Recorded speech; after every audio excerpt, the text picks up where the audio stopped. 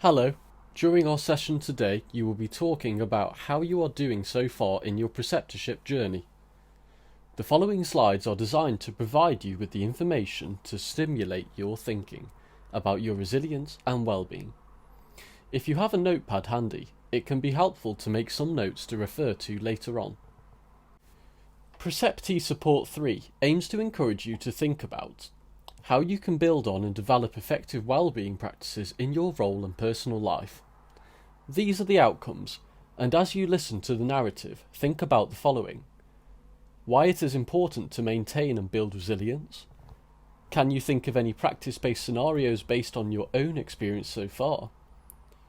What are the challenges in maintaining your resilience and well-being at work? Where could you access well-being support and resources? Afterwards, there will be opportunities for you to share, reflect, and set goals for your own development. So, to begin with, let's look at the topic of stress. Our work and personal lives can present challenges and cause us stress. Challenges, per se, are always in flux, and are sometimes unforeseen and out of our control.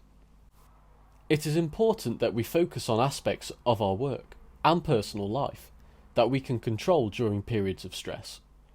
Also, being able to raise any issues that we can't control, especially in a work situation. This introduction is a quick stop tour of available tools, techniques, and resources to support you and your well-being that can help you to build upon your resilience skills at work. It is recommended you practice well-being techniques that work for you both in work and your personal life.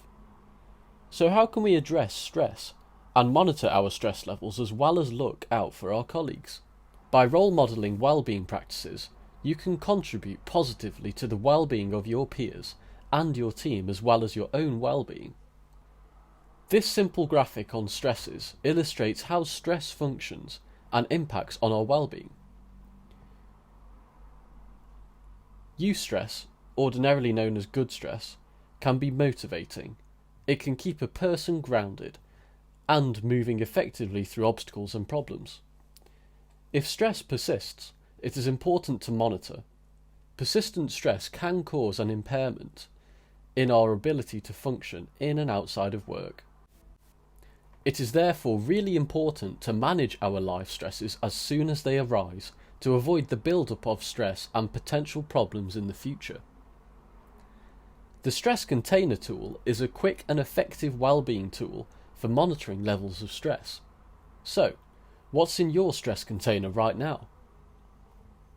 Stresses impact on our level of vulnerability, as shown by the size of the container as the stress flows in. If the container overflows, problems can develop, which is sometimes referred to as emotional snapping. In order to reduce that stress, to stop the container from overflowing, a person can open the tap by adopting helpful coping strategies, such as enjoyable activities. Consider at this point your helpful coping strategies. The tool also identifies unhealthy coping strategies, which can block the tap. Hence, the container will continue to fill up and will potentially overflow. Helpful coping strategies are unique to everyone. What works for one person may not work well for someone else.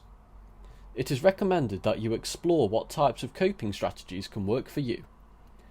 This short video explains in more detail about the Stress Container tool. You can find the link at the end of the slide set. This section aims to introduce you to ways of thinking about resilience. So, what is it? What does it look like? How can you build on your resilience? Verywellmind.com identifies a set of resilience skills listed here. Take some time now to read through them. The key message here is the skill highlighted in green. Demonstrate self-compassion or self-care. To be able to demonstrate these resilience skills, it is important to pay attention to our own well-being. Did you know that being resilient doesn't mean that a person won't experience difficulty or distress? It's how we manage that distress or level of stress that counts. While certain factors might make some individuals more resilient than others, resilience isn't necessarily a personality trait that only some people possess. Another approach to understanding resilience is illustrated by the 6 domains of resilience. This can be found on the NHS People website. The 6 domains are vision, reasoning, adaptability, responses, health, relationships. Here are the 6 domains of resilience in summary. Examples are included with each domain which you may want to discuss later on in the session. Can you think of examples of your own which have helped you to build your resilience? The following guidance introduces the topic of problem solving. The benefits of practicing solution-focused techniques can be summarised as follows. Problem solving enables positive well-being, and that feeling of a sense of moving forward and achieving. It can help improve skills in adapting to change in social situations. Solution-focused techniques encourage effective communication skills, helping us to connect with others and build on our relationships. It supports complex decision-making when on the job. With all these points in mind, using solution-focused techniques aims to reduce our stress levels, thus increasing our levels of resilience and motivation. The positive impact, therefore, can increase our self-esteem and up our levels of confidence. There are a range of methods and techniques that you can utilise to address both simple and complex problems. Later on in this session, you will have the opportunity to discuss the methods and techniques that you and your team use when resolving problems. The next slide offers some examples. Here are some suggested approaches to problem solving that you may be very familiar with. Each approach can help you to guide a conversation and provide solution-focused responses. 6 steps to problem solving will be looked at in more detail shortly. Risk assessments, no doubt you will complete and refer to in your day-to-day practice. A range of templates can be located via Connect to include general health, stress, and environmental risk assessments. How you are doing and well-being plans are tools that can be used in supervision conversations with your line manager and your preceptor. The plan enables a conversation around maintaining well-being and can be helpful when looking at coping strategies and working out together what would work for you. You can locate further information and the plans in the staff zone on Connect under Health and Wellbeing. SWOT analysis and mind mapping are also useful tools in your toolkit. You may have used these in your practice previously.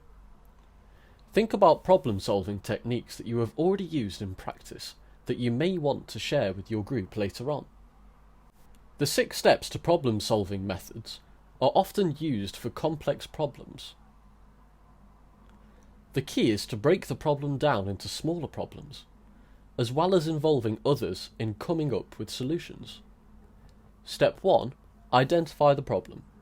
Step 2. Understand the problem. Step 3. Discuss and come up with a range of solutions. Step 4. Analyse and compare solutions. Step 5. Set realistic goals and create an action plan. Step 6. Monitor and evaluate progress of actions. Should further problems arise, return to step 1 and work through. The final topic for introduction is effective communication, particularly listening and communicating non-judgmentally. This is key to building relationships and connecting with others, thus having a positive impact on your well-being and levels of resilience. Here are 10 top tips to consider. Take a moment to read through them. Number 4, knowing your own boundaries is particularly important. Consider what you are comfortably sharing. Using open and closed questions helps to elicit and clarify information.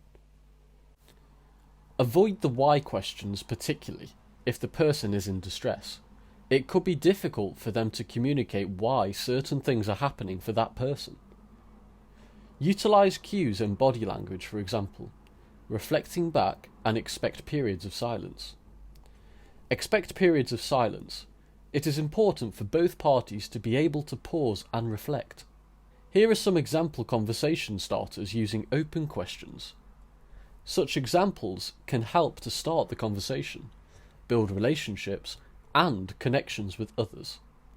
What examples have you used in the past? This slide sets out a summary of all the principles in practice you have heard about so far. Hopefully, you will have had some thoughts about how you are doing so far in your preceptorship, first year in post, and how you have managed any challenges you have undoubtedly faced. Following the slides, you will have time and space to share your experiences with your group. The next 3 slides provide information and links to support and guidance should it be required. The Nottinghamshire Support Group provides a free and confidential service and is available for all employees. You can refer yourself, a colleague, with their consent, or a member of staff in your team who are struggling with their emotional or mental health. More detail and contact details can be found on Connect via the search box. Additional information and resources can be located via these links. Here you will also find a bibliography to include links to videos referred to within the slides. Thank you for listening and enjoy the rest of your session.